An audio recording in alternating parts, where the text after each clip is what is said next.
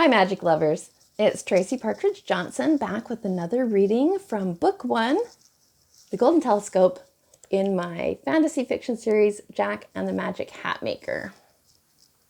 Before I get started with the reading, I would like to encourage you to take a moment to subscribe to my channel if you haven't already, and be sure to ding that little bell so that you receive notifications every time I upload new content, which I do Monday, Wednesdays, and Fridays.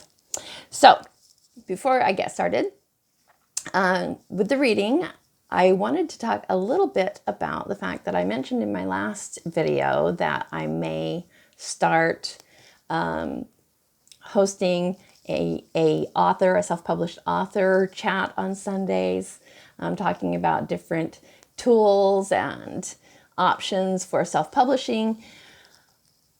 That didn't happen yesterday, so if that's something you are interested in, if you are an aspiring author and you would like to learn about self-publishing, please feel free to leave me a message in the comments down below.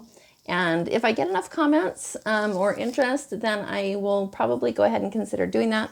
For right now, I'm just going to continue being consistent with my readings Mondays, Wednesdays, and Fridays. So that said, I will go ahead and get started. With this episode, we'll see how many chapters we get through this time. I like to keep these at about 20 minutes each. So, Chapter 7, Deception. Stockholm, Sweden, 2 years prior. Inez did not care for modern technology and highly resented her dependence on it for the purpose of achieving their objective. So when her phone began to buzz and bounce around on the shiny desktop across the room, she turned disdainfully and walked to retrieve the thing. Urgent situation. Must talk. It was Thaddeus. Inez's temper flared immediately, for fear that the fool had cost them something precious. She tapped the screen in response. Video chat. Now. A moment later, the phone vibrated in her hand, and Thaddeus's anxious face appeared before her. "What's going on?" she asked. "Well, I have good news and bad news," Thaddeus started. "The good news is that I talked to Ethan about joining forces with us, and he at least wants to learn more. I expect an answer from him by tomorrow at the latest." He paused, inhaling deeply before continuing. "And the bad news, Uncle? What's so urgent?" Inez wasn't a woman to beat around the bush. Thaddeus sighed, and when he spoke, his voice was about an octave higher in pitch than it had been previously. "Well, apparently Arthur overheard our conversation about the cabal." The intensity in Inez's eyes increased with every word he uttered. "He was hiding invisibly in the bedroom while I was talking to him about the cabal. Ethan sensed him and forced him to reveal himself. This was after I left the room." Thaddeus finished and watched Inez's face to ascertain her reaction to this news. She was fuming. "What did he want?" she asked, already suspecting the answer. "He obviously intended to convince Ethan to leave with him. Told him that we were dangerous and have been keeping him away from his grandfather." Inez's expression was hard as stone, eyes cold as steel. "And how did Ethan respond to those accusations?"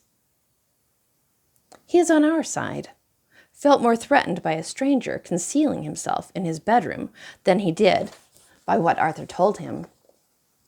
He paused for a moment, considering the necessity of his next detail. But still, Arthur had a photo of the 5 of them together. "The 5 of them?" "Yes, Ross and Faith, with the 3 children," Thaddeus finished. "I warned him not to interfere, not to try to make contact," Inez yelled into the empty room. "Foolish old man." She began pacing, but stopped abruptly, glaring at Thaddeus through the screen. A verbal warning was obviously not clear enough for him. There's no getting around it. He cannot be allowed to interfere with our plans like this, she flatly stated.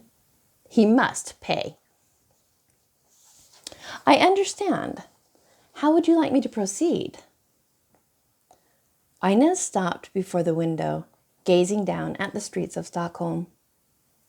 Your priority is simply to reassure the boy, she said quietly, with a calmness that unnerved Thaddeus for its contrast to her mood only moments earlier. Convince him that we are the good guys, and that his grandfather is dangerous, which is, after all, true.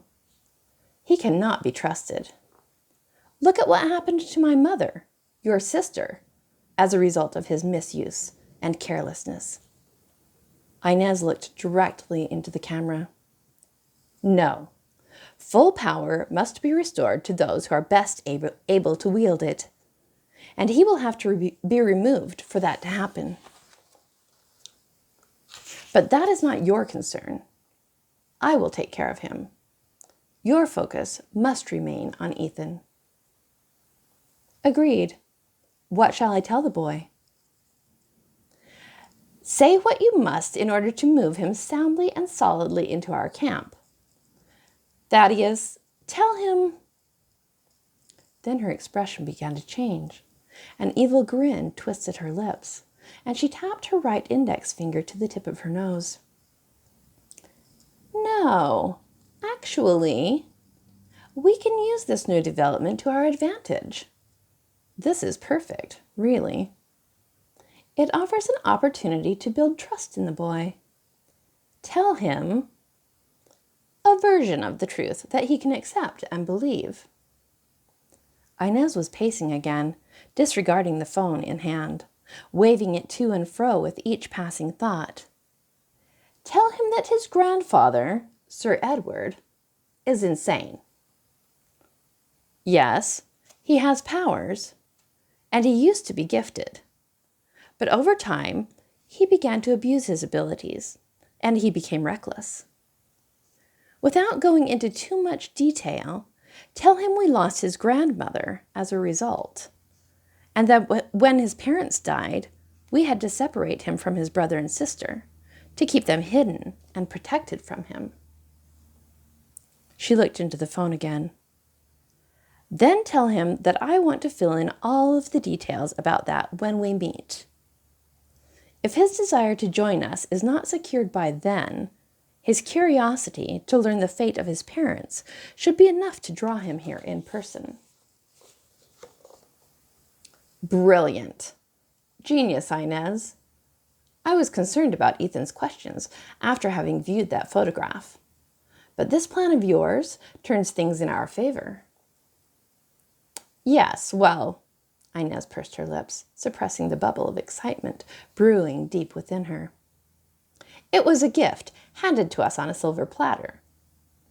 Of course, Father must still be eliminated. He presents too much of a risk. Children are malleable creatures. I have no doubt they would believe him if he was given the chance to engage with them. If they were to learn the truth about their parents' death, well, that would be unacceptable. I must make arrangements. Let me know how your conversation with Ethan goes. Inez pressed the end button and disconnected the conversation. Chapter 8. The Portal. Dublin, Ireland. Where is he? Where is my grandson? Arthur had barely materialized and removed his hat when the words escaped Sir Edward's lips. The butler grimaced. Things did not go as we had hoped, sir. What do you mean, they didn't go as planned? What happened? Sir Edward rose from his chair, his eyes wide, frantically searching Arthur's face for answers before he spoke. He knew I was there, Arthur stated bluntly. He sensed me in the room before I was able to make my presence known. At this news, Edward's knees buckled a little beneath him. Dashing to his side, Arthur quickly took the older man by the arm and carefully led him to a seat. "And he wasn't receptive to your message? What about the photo?" Edward asked.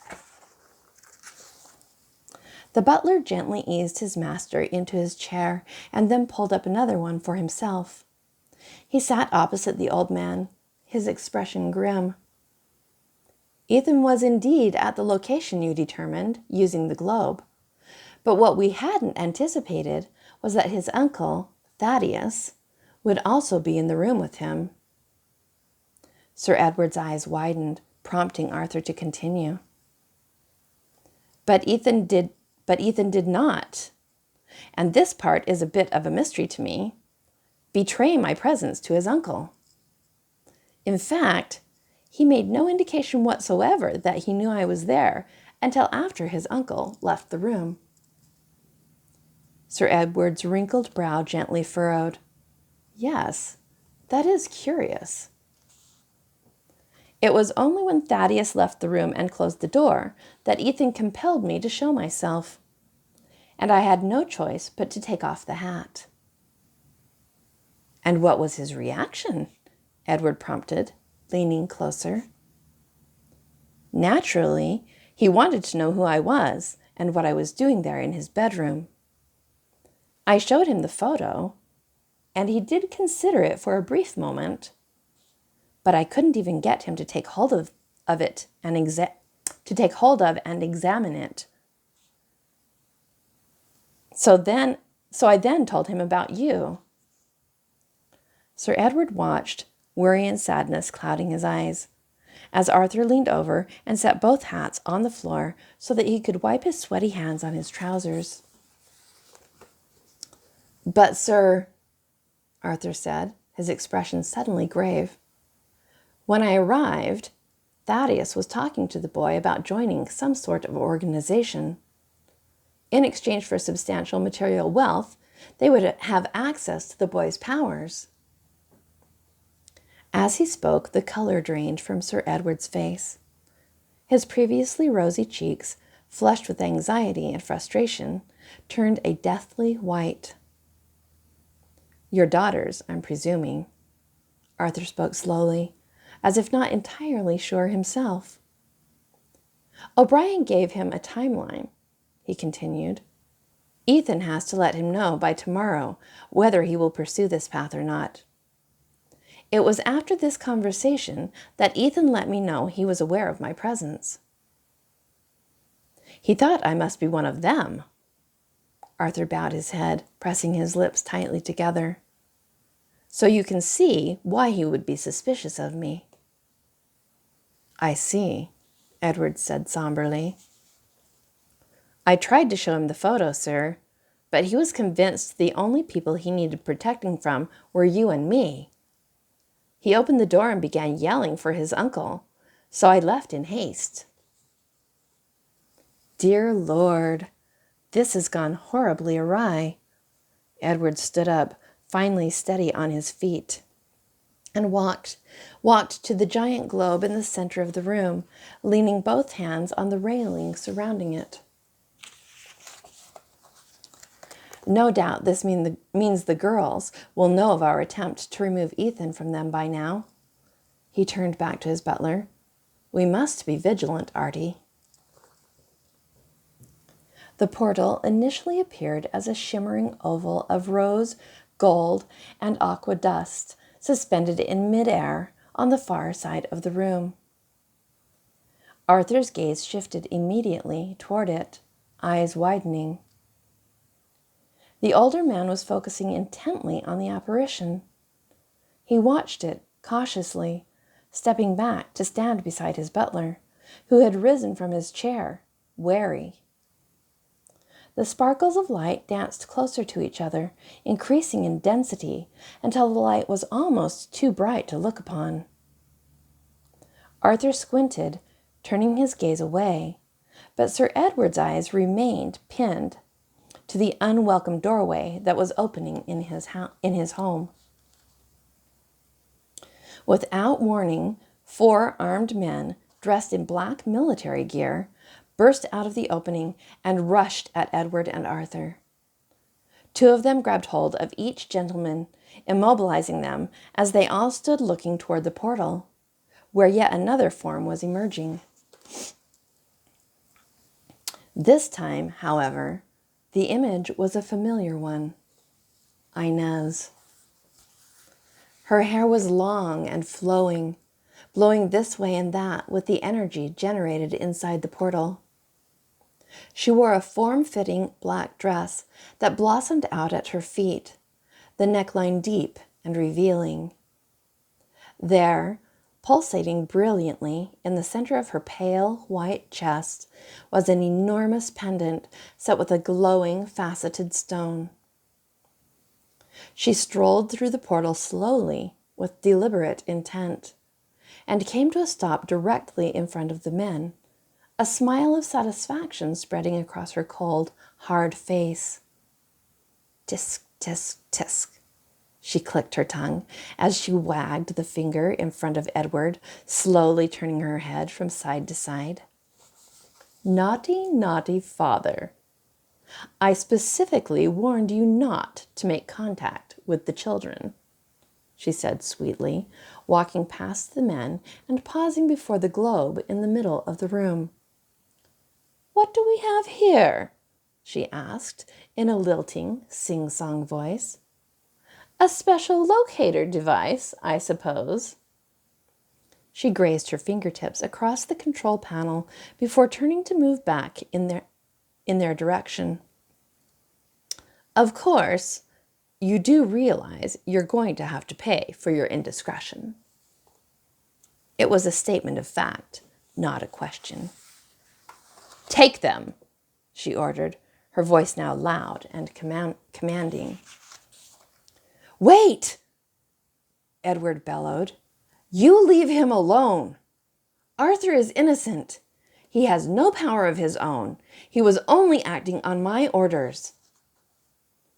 Inez was already on her way to the opening, but she stopped sharply at Sir Edward's words. The shimmering portal continued to vibrate before her, expectantly, waiting for someone to enter. She spun around and stared at her father, then, shifting her gaze to Arthur and back again, pursing her lips in thought. I suppose I am rather fond of the old butler, Inez started. He did care for us all those years while you were off on your crazy exploits. She lifted her chin as she looked down on the 2 gentlemen restrained before her. Her tongue clicked one more time before she answered. Whipping around to face the portal, she spoke with her back to them. All right, your last wish, so to speak. We haven't time to debate things. Let the servant stay. The old man comes with us. Arthur's jaw dropped as his gaze shifted from the woman to his master. Wait! Where are you taking him?